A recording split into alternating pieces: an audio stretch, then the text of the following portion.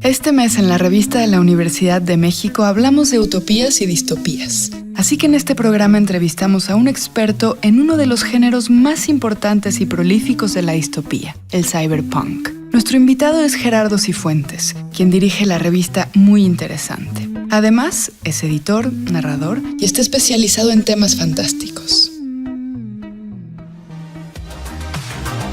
Quisiera acotar algo. A mí me atrapó la ciencia ficción desde que era un adolescente. Y creo que la ciencia ficción ha marcado de alguna manera el rumbo de mi vida. He estado embebido en todo tipo de teoría y práctica de la ciencia ficción, la fantasía, el terror. Y creo que si hubo un punto de inflexión en mi vida, fue haber conocido el cyberpunk. No soy un cyberpunk, nunca lo fui. Creo que para mí llegó en una etapa, para mí llegó en los años 90, cuando el cyberpunk ya estaba de salida prácticamente como un estilo, este subgénero de la ciencia ficción. Pero yo me considero, no quiero decir soñador, pero sí mi mente siempre está buscando las posibilidades de cómo es que la ciencia y la tecnología interactúan con nuestra vida. ¿Qué es el cyberpunk como género literario y cinematográfico? ¿Y cómo sería una persona cyberpunk en la vida real? Bueno, recordemos que este subgénero dentro de la ciencia ficción se empezó a cocer por ahí de finales de los 60, principios de los 70, en autores muy diversos como el estadounidense Philip K. Dick y el británico James Graham Ballard. Pero esto llega a su punto más álgido en los años 80 con dos productos mediáticos muy interesantes. Uno fue la novela Neuromancer de William Gibson y la película Blade Runner de Ridley Scott. La anécdota cuenta que cuando William Gibson entró al cine a Blade Runner, se salió a los 10 minutos porque se dio cuenta de que Ridley Scott había visto el mundo que él estaba imaginando. Si hay algo que define el cyberpunk, fue que rompió con el paradigma que tenía la ciencia ficción que tuvo durante sus primeros años, cuando la vista se volteaba al espacio. En el cyberpunk la vista regresa a las calles, regresa al uso cotidiano que le damos a la tecnología que nos rodea.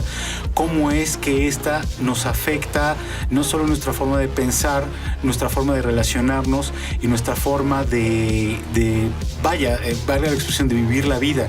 Ya no es lo mismo escuchar, por ejemplo, un programa de radio a tener conversaciones completas e incluso discusiones en redes sociales, por ejemplo.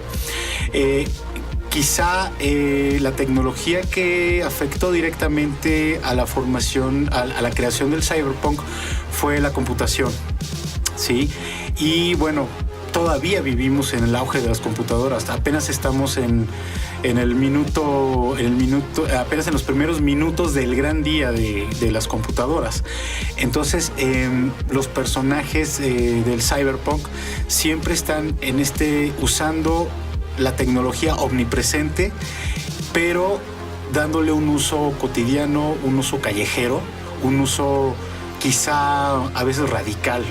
Y a veces hay algo que me sorprende del día a día, en pleno siglo XXI, y es que todavía hay fenómenos sociales, hay fenómenos culturales que todavía podrían calificarse como cyberpunk, ¿sí? Desde, digamos, drones de la policía disolviendo manifestaciones en la frontera de Gaza, hasta el uso de redes sociales como un arma de propaganda. Sí, desde mi perspectiva, esta visión distópica de la ciencia ficción que se preveía de alguna manera en los años 80, ya la estamos viviendo. Así que el cyberpunk consiste, entre otras cosas, en democratizar la tecnología que los círculos de poder desarrollaron para controlar la sociedad. Un ejemplo es el Internet, que ha pasado a ser una herramienta para cualquiera. Bueno, cualquiera que pueda pagarla. Pero ¿para qué lo estamos usando? Vale la pena, desde luego, preguntarse si haber conquistado el uso cotidiano de una herramienta de poder como el Internet nos libera o nos esclaviza, de quién y para quién. En el cyberpunk los personajes ochenteros y noventeros se relacionaban con instrumentos como lo hacemos ahora. Se aislaban los unos de los otros como lo hacemos ahora. Sus vidas estaban facilitadas por ciertos aparatos, pero los protagonistas seguían teniendo problemas existenciales. ¿Qué nos dice el cyberpunk sobre la naturaleza humana? Nuestro invitado dice que este género literario y cinematográfico nos ha ayudado a evolucionar. Recuerdo mucho que tenemos hay un artículo que publicamos en la revista muy interesante que ganó el Premio Nacional de Periodismo de Ciencia del Consejo Nacional de Ciencia y Tecnología sobre un hombre cyborg. Esto es una persona que perdió sus brazos en un accidente de trabajo y ahora se dedica a probar prótesis. La gran mayoría de prótesis robóticas que hay en México, esta persona las ha probado. El cyberpunk de alguna manera habla de esta integración que tenemos como humanos con la tecnología. Estamos en una época que estamos integrándonos, que la tecnología es parte de nuestra evolución.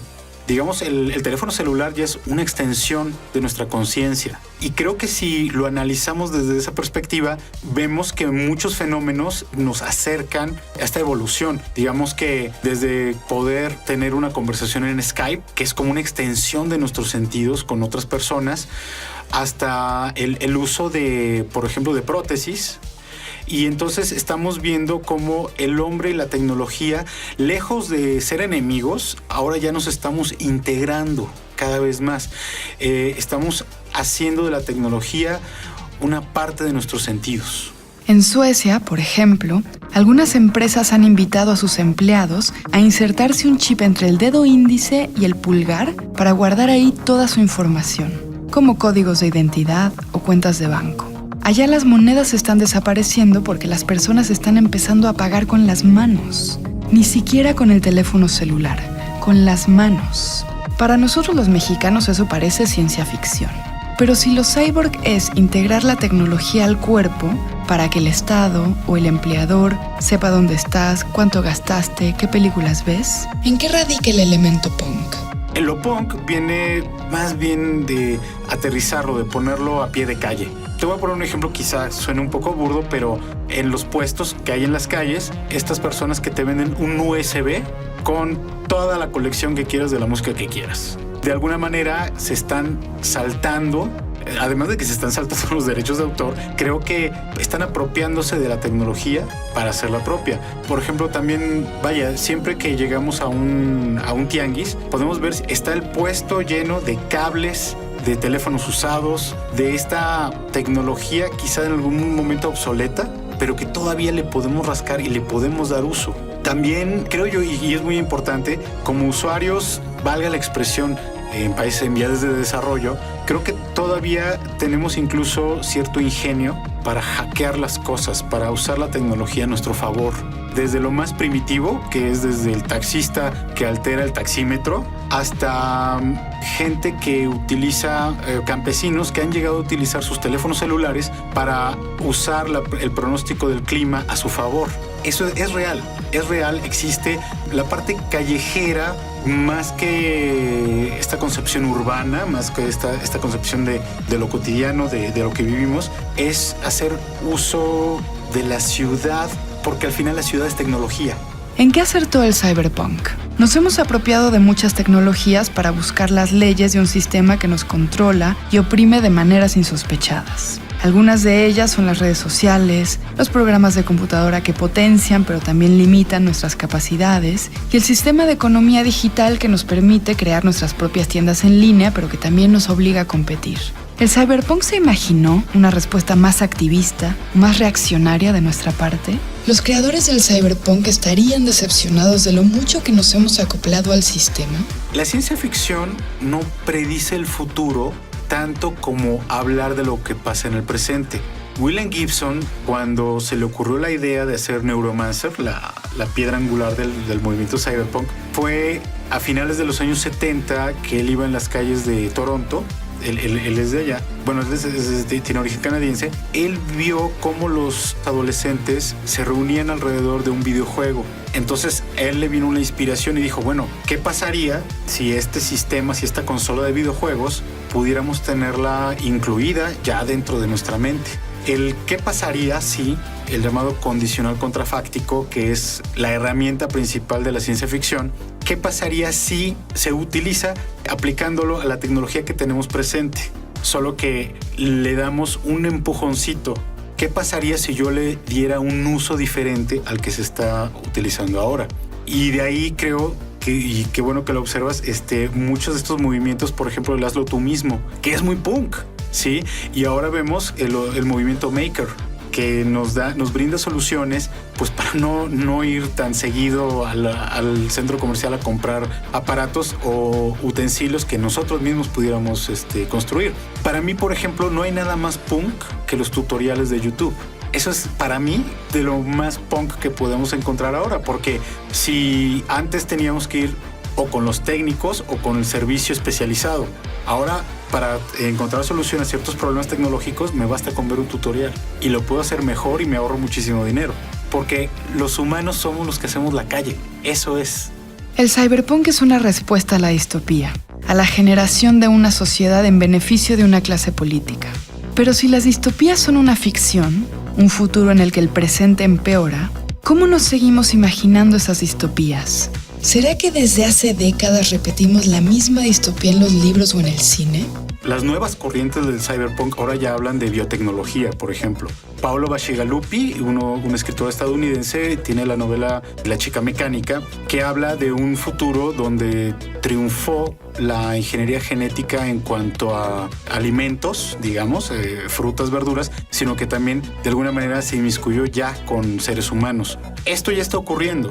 Ya estamos a un paso de encontrar más bien, ya estamos viendo los primeros resultados de la medicina genómica. Pero aquí estamos viendo distopías reales, como es la gente que se opone a las vacunas. El movimiento antivacunas es distópico. Es gente que se está oponiendo casi de manera peligrosamente religiosa al uso de vacunas, lo cual está provocando que estén surgiendo nuevas enfermedades. Yo siempre he pensado que la ciencia ficción es una herramienta y ahora más que nunca nos está ayudando a identificar este tipo de distopías, ¿sí? Los antivacunas, de alguna manera, el uso de drones para, como decía hace un rato, para usos que nunca hubiéramos imaginado, tal vez usos incluso destructivos. Si lo vemos desde el prisma de la ciencia ficción, yo tengo una frase que dice, híjole, es que esta noticia es cyberpunk a tope, porque podemos darnos cuenta que a veces hay ciertos eventos que están ocurriendo en este momento que podrían ser dignos de una película de ciencia ficción, pero lo estamos viviendo en carne propia. Las redes sociales se están llenando de información falsa. La información falsa es la peor distopía que estamos viviendo en este momento. Ya no somos ajenos. Creo yo que ya hemos llegado a un punto en el que la frontera entre la realidad y la ficción, gracias a la tecnología, de alguna manera se está diluyendo. Hay realidades que están poblando las redes sociales, hay gente que cree en las mentiras fabricadas. Entonces creo que la ciencia ficción nos va a ayudar ahora a levantar la guardia, a no estar expuestos a este tipo de distopías reales, digámoslo de alguna forma. Llegamos al fin del programa. Para leer más sobre utopías y distopías, les recomendamos los artículos Yo no estoy aquí, apuntes sueltos medianamente coherentes acerca de la distopía en la ciencia ficción anglosajona de Beth y El gran experimento de Alberto Chimal. Ambos textos se encuentran en el número de este mes de la revista de la Universidad de México. Consúltenla en nuestro sitio web www.revistadelauniversidad.mx. En Twitter y en Facebook nos encuentran como @revista_UNAM y escríbanos sobre este programa a @shubidu. Gracias a Yael Baiz, a Miguel Alvarado y Andrea González. Yo soy Elvis Lisiaga. Hasta pronto.